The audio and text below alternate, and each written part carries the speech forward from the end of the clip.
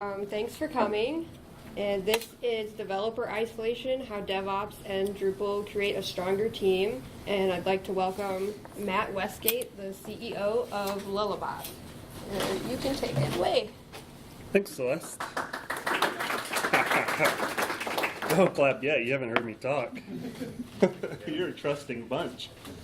Hey everybody, thanks for coming and joining us at DrupalCorn on this rainy day. It was cold. I'm glad I brought my sweatshirt or my hoodie. So I think this talk was called something else in the presentation or in the notes. It was like something about Drupal and team building, but it didn't look. I couldn't fit it on the slide, so I changed the name. Same content, just different title. So my talk is kind of similar in spirit to Tiffany's wonderful keynote this morning. It uses some of the same references and stuff, but I'm particularly interested in, I think DevOps is awesome, like the practice and the culture of DevOps, and how it provides automation and monitoring and basically all the stuff that we don't like to do as engineers, to be able to automate that and to work more closely with other departments like production and in operations. But it's all premised on having a team that's capable of doing it, capable of understanding it. And so this talk looks a little bit at what's needed in a team in order for them to have a really awesome experience of bringing a DevOps practice in. I'm originally from Iowa. I was born and raised in Huxley. I think that's, 45 minutes north of here? Okay. And it was a small town of like 2,000 people. I think it's growing now, but I remember when it was a big deal when we got our flashing yellow light installed, our first one and we had a Blimpies, and that was a big deal. It's like an old school Subway sandwich shop. I've been with the Drupal community for about 15 years. Started looking at Drupal around late 2002. I've got some funny stories about those 15 years that you'll hear tomorrow at the keynote that I'm giving. And then like Celeste said, I'm the CEO and co-founder of Lullabot. We've got a small portfolio of companies that have grown out of Lullabot over the years. You probably have heard of Drupalize Me, which started in Lullabot maybe 3 years ago. And then they started to become their own thing, have enough revenue, all of that sort of stuff, and they became a sister company of Lullabot not too long ago. And they're awesome. It's led by Addison Berry. She's the CEO of Drupalize Me.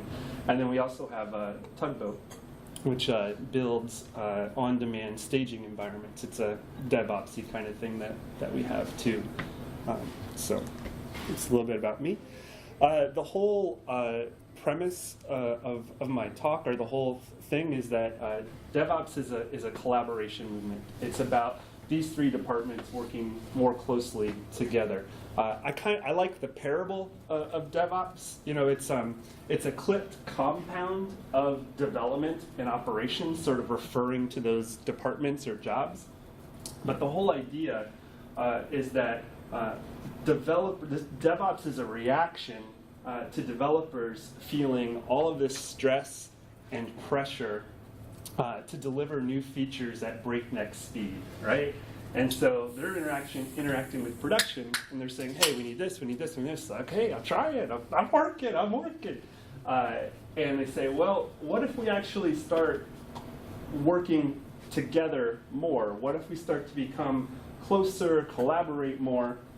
And so they started to do that, but they realized that in order to make that happen, they needed this group over here too.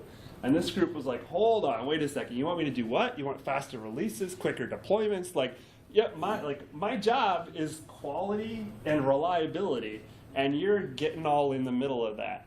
And so operations was slow to commit to this whole idea of moving faster, quicker, because their job is accuracy, right? And so that is sort of the DevOps parable to me. And it's about these three departments working in a more loosely coupled team fashion to deliver things quicker for business objectives, but also, even in some instances, you're seeing these two departments unify, which is kind of wild. I hadn't sort of seen that part coming. All right, so collaboration seems like a really good way to keep isolation at bay.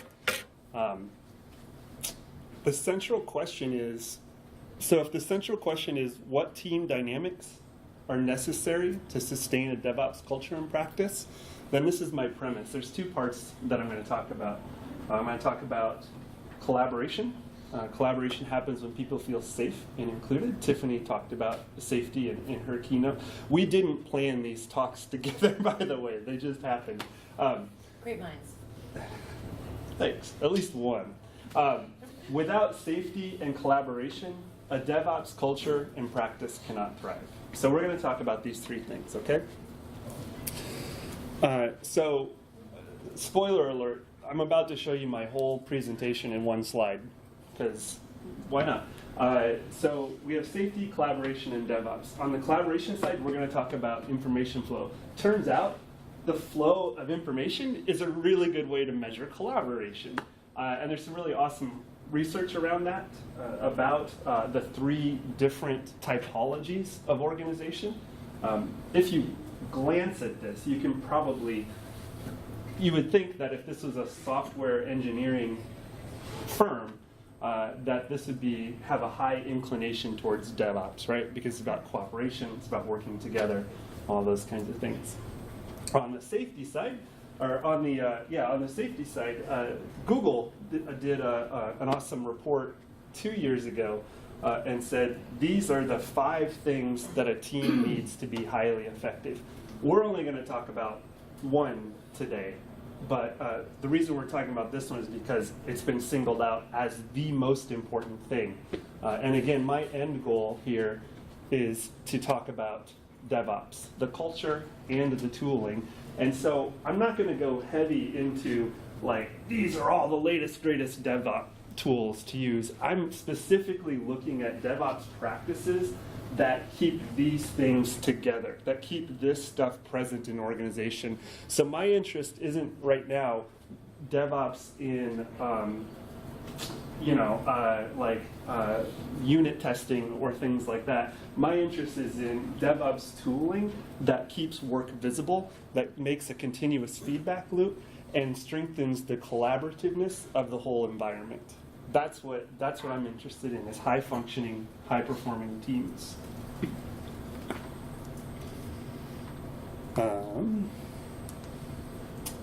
So let's jump into collaboration. There's some really good research on this, but as I mentioned, it's information flow, and you can actually look at that. This guy, Ron Westrom, who's a sociology professor for the University of Florida, he actually did this research, I think it was like in 2004 or something like that. He broke information flow into 3 groups, and you can kind of see the patterns here. You know, you go from low to medium to high cooperation. The pathological group is more about people interested in personal power. Me, myself, mine, right? And so I may not want to distribute information to you because I'm going to use it as leverage for whatever reason. That's the kind of mentality at this level. Novelty crushed, novelty's problems, novelty implemented. Bureaucratic was more like, no, we've got rules, we've got regulations, we've got protocol, and nothing really happens outside of that, which kind of sucks in a crisis situation, you know? You don't want to be like, okay, like sometimes it's good to have structure, but like when things happen, when there's change, things like that, sometimes you need to be a little bit more creative and get the information out to people by any means necessary. And you tend to see that in the generative group. Another name for the generative group is the transformational group that Tiffany was talking about, or like the stage 4, stage 5 tribal culture kind of idea. The generative group is the one that's going to have the more DevOps capable component to it, right? tends to favor cooperation, creativity, safety. A generative culture requires that alignment, awareness, and empowerment replace suspicion, isolation, and passivity. So let's look at how failure is treated across the groups. I just want to highlight this out. I think this is really interesting. So over here on the pathological side, everybody's like, no, wasn't me. I didn't do it. I was dead at the time. On the bureaucratic side is more like, all right, I'm going to lay down the hammer. Like, you blew it all up. It's your fault. Blame, blame, blame, blame, blame. And on the failure side, it's more like, okay, this is an opportunity to learn. Let's take a step back. Let's be blameless in how we perceive this, and let's really try to treat this as an opportunity to make everything better. There's a really awesome post. I think it's by the people that work at Etsy. They call it the blameless post. I don't like pronouncing it because I don't like the name of it. Blameless post-mortems. I put port-mortems, but that's probably something else. But the post-mortems, the idea of there's a problem, let's fix it kind of thing. I just want to read this thing here. If we go with blame as the predominant response to failure, then we implicitly accept that deterrence is how organizations become safer. It's founded in the belief that individuals, not situations, cause errors. It's also aligned with the idea that there has to be some fear that not doing your job correctly could lead to punishment. Because fear of punishment will motivate people to act correctly in the future, right? I don't know about you, but if that were true, then I would have only needed to ground my kids once, taken away their cell phone once, for them to get the idea. It doesn't really work. We can only stop undesirable behavior when there is a clear alternative to the problematic behavior. Sometimes for me as a parent, the hardest part is knowing what behavior I want to have happen instead of the one that just happened that really pissed me off. Anyway. So let's look at, so all of the stuff that was in the generative column on the previous slide, I put here. Because I believe those are high characteristics. That's the kind of collaboration that's necessary in a DevOps culture. So we've talked about collaboration. Let's jump over to safety now. Again, these two need to be here for this. That's my premise. And sometimes we just jump to throwing in new tools into the mix, and we don't understand why they don't work or don't stick sometimes. So over here on the psychological safety, I want to talk about this a bit. Have you ever been in a meeting in a group where, like, they're saying stuff, but you kind of don't agree with it, but you're like surprised that nobody else is not saying anything either, but then you think, well, maybe I shouldn't say it because maybe the reason they're not saying it is because they already know, and then I don't know, and then, oh my God, then I'm going to be, like that is the problem that we're trying to solve. Whatever reason, the personal risk is too high to say, this is bullcrap, or like, I don't think what you're saying is actually really happening right now, or what if we look at it this way? Like that, you're taking a chance, right? And being vulnerable, and that can be scary.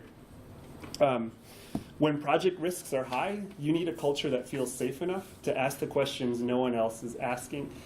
You may be the only one that keeps the project from going off the rails. You need a team that's not afraid to call BS. Here's a couple other examples of choosing self-preservation over participation for fear of being hurt. So, again, this comes from Amy Edmondson's research that Tiffany talked about in her keynote. But, some people call this management. I don't think it is. But if you don't want to look ignorant, don't ask questions. If you don't want to be seen as incompetent, don't admit weakness or mistakes. If you don't want to be seen as intrusive, don't offer ideas. If you don't want to be seen as negative, then don't critique the status quo. Obviously, anyone feeling this way does not feel safe. In fact, they feel shut down, right? So self-protection has fully taken over. and a project that feels like this is often managed into oblivion with mediocre success at best. The real kicker to the behavior is this. Each time we have an opportunity to contribute and share something, share our voice, and we don't, we actually rob ourselves and our team of an opportunity to learn, even if it's just a small moment of learning, and any opportunity to innovate, any opportunity to make it just a little bit better. And if you don't have this, then I don't think you have a culture that's ready for DevOps, because DevOps is all about moving fast, moving quickly, being open, being collaborative, and you can't do that without people feeling safe.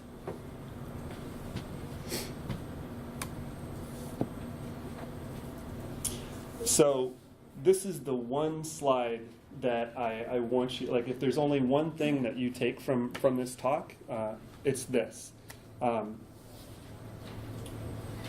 If you want to, like a place to start with this is if you said, okay, I'm going to go back to my team, I'm going to talk to them and see if we can use this as a guiding principle in our group. And the guiding principle is that you will not be punished or humiliated for speaking up with ideas, questions, concerns, or mistakes.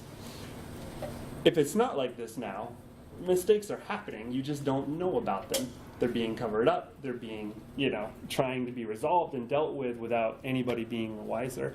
I don't mean to imply that, like, no person can do no wrong, right? Like, this is different than accountability. Like, you still have to follow HR rules and be a good person and all of that sort of stuff. And some people, when I present this, they fear that they have a fear of being seen as too soft, but safety, accountability, and motivation, that can all coexist together. You actually increase accountability with a principle like this, because you allow your team to fully own their mistakes and provide remediation, right? And if a person broke something or did something that needs to be fixed, like what better person to then have come up with a solution, right? This really stood out for me some time ago. I'll tell you a quick story here about someone that worked for me. We were doing the MTV website. It was our first big project that we got as Lullabot. It was 2006. And, Drupal wasn't ready to support the MTV project. Like, the amount of traffic it received, like we had Dries working with us on the project, like changing code so that the site would run. And the MTV people knew this too. They understood that, it needed that kind of help. And it was awesome and fast and scary. And, the site went down, and so we're trying to fix it and bring it back up. We re-imported the database again, and hooray, we saved the day. We took our capes off and set them down and all did a happy dance. About an hour later, we got a phone call from our client, and they said, we've got a major issue. And I said, well, what's going on? The site's up, like all the performance metrics are good. They said, our lawyer just logged into the website in his profile that you did for us, and it says that he's a 14-year-old girl. Oh no. Oh dear Lord. There was an off by one error in the database import, and everybody's user profile is off by one. Holy crap. Lullabot's going down. Like, we're getting sued. It's over with. And the person that did the database import, she was just in tears. She was like, I can't believe this happened. This is, obviously she felt bad. And, I said to her, you know what, like, we're going to get through this. These things happen. Like, we're going to fix it. We can use diplomacy. We can remediate it. But I said, one day we're going to look back at this and laugh. I said, in the meanwhile, like, you just became our database migration expert. And she's like, what do you mean? I was like, well, what better way to learn than to learn at work, right? I know that this mistake has a very high likelihood of never happening again under your watch. And this is what I'm talking about. Like, these are the principles that drive that kind of attitude. So how do you do it? It's pretty easy. You have to lead by example, right? Frame the work as a learning problem, not an execution problem. Gotta get this done. You can say, look, this is going to be a wild ride. Like, if we're building Drupal websites, they tend to be pretty complex, right? And say, there's some stuff we've done before. There's a lot of stuff that we haven't. There's a high level of uncertainty and interdependence here. Like, we're all going to need to like bring our voices and our brains to this and really try to tackle this together. It creates the rationale for speaking up. This is the why that we're speaking up. Because we don't know what's going to happen, and we need everybody's voices in the game. Acknowledge your own fallibility. This is lead by example, right? Like, listen, I'm not perfect either. Like, I'm going to make mistakes, and it's okay to use our voice. And this makes it safe for other people to speak up. You can also say, like, I might miss something, and I need to hear from you. I'm not going to have all the pieces together all the time. And then ask a lot of questions. That creates the necessity for voice. Be the behavior that you want your team to exhibit. So, final thoughts on this part, on collaboration and safety.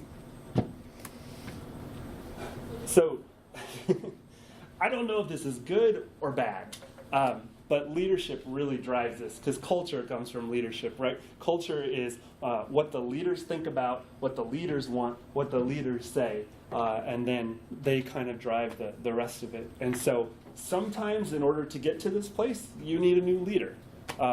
Other times, in more rare instances, you can come together with a leader and talk about the things that aren't working and the things that you'd like to see. And some even smaller times, you can have a person within the team start to model this behavior that the leader then picks up. But it generally comes from the top.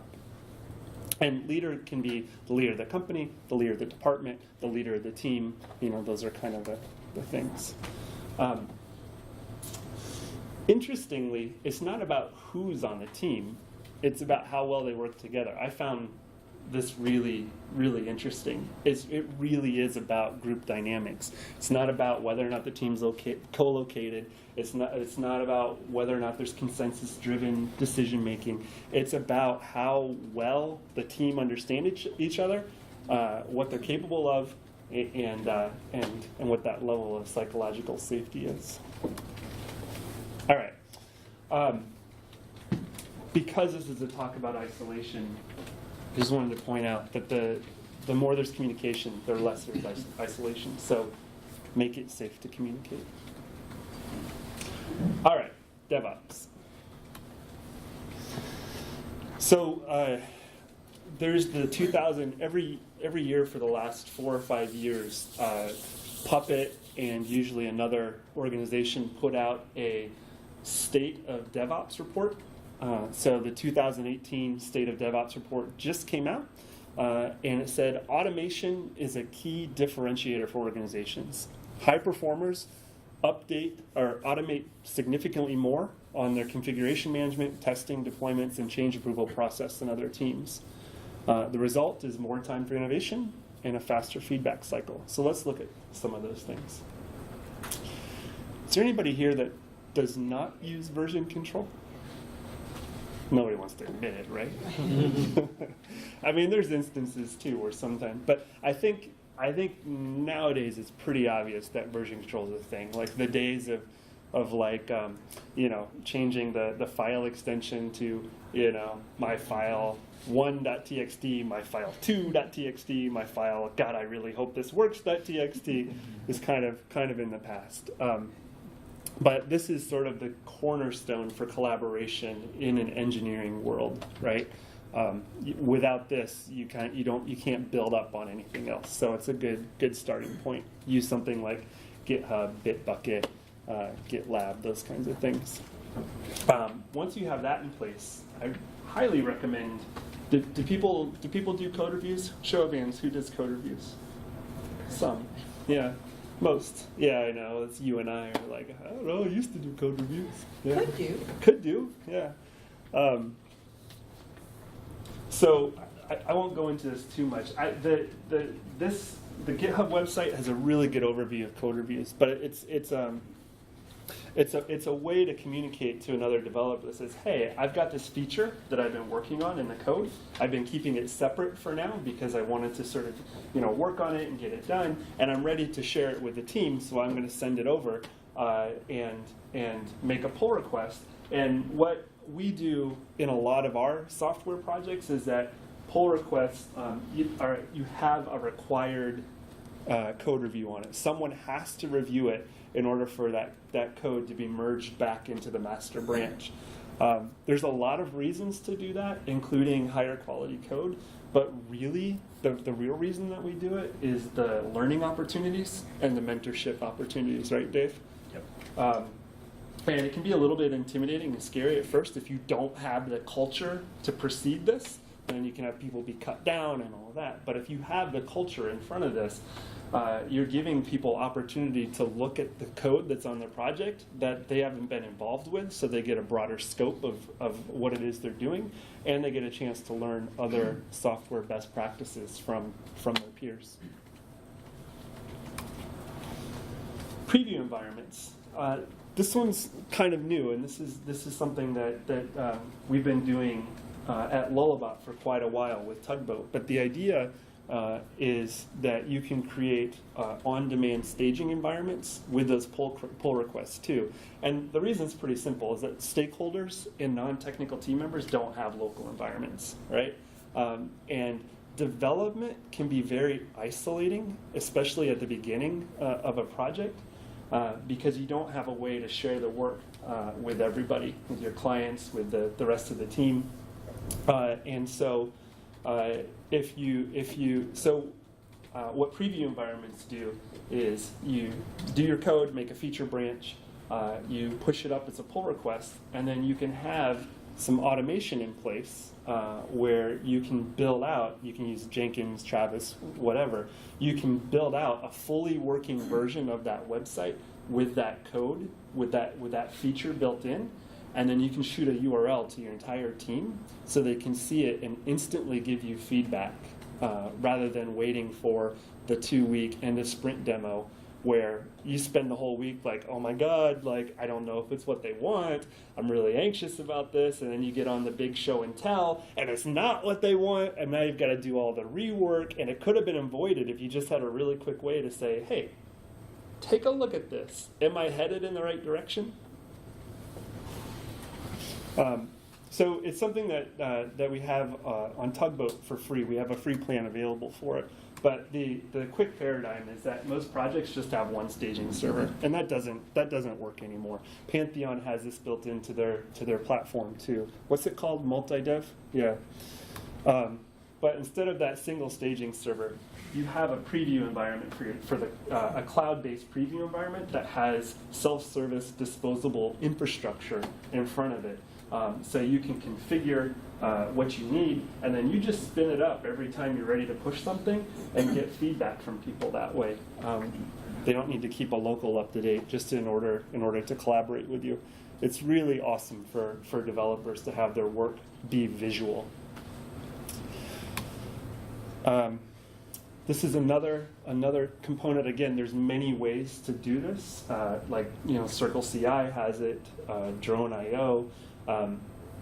The whole idea, the underpinnings of it is that you put your infrastructure in code the same way that you would your project, right?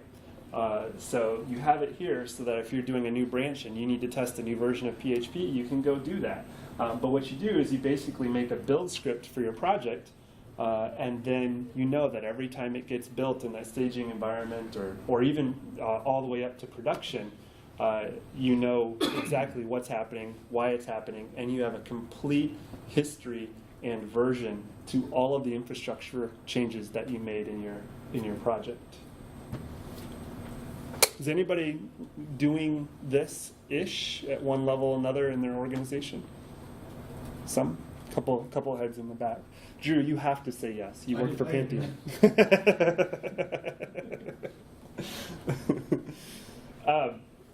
So this is the cornerstone of DevOps, right? I really want to emphasize together.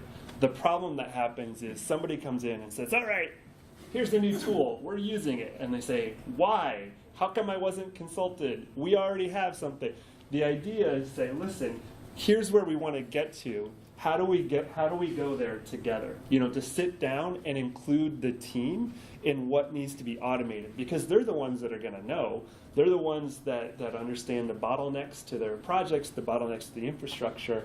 And if you don't bring them in to solve the problem, the chances of the solution that you picked out working is less likely to be successful. With automation, there are insanely high payoffs. By simply investing time now for time later. Map out the payoff with the team and then circle back on it later. Did it save time and promote consistency? If so, the people who used to have to do that job get a big morale boost as a result, because it was work that could have been automated.